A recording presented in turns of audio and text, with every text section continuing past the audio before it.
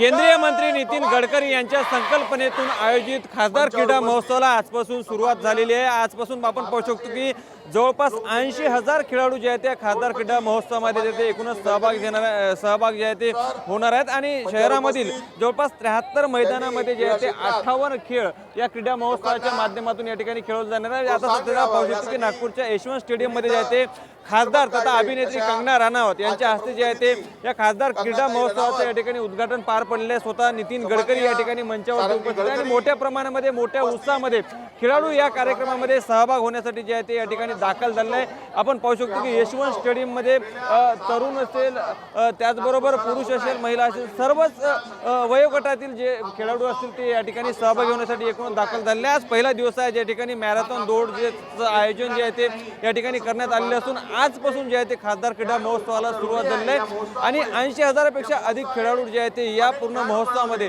सहभागी होणार आहे। त्यामुळे आजपासून या झालेल्या शुभारंभामध्ये मोठ्या संख्येमध्ये या ठिकाणी युवक असेल पुरुष असेल महिला असेल या ठिकाणी सहभागी झाल्याचे एकूण चित्र नागपूरच्या यशवंत स्टेडियममध्ये पाहायला मिळत आहे। लोकशाही मराठीकरता मी ज्ञानेश्वर पवार, नागपूर। लोकशाही मराठी ऐका, पहा, जागरूक रहा।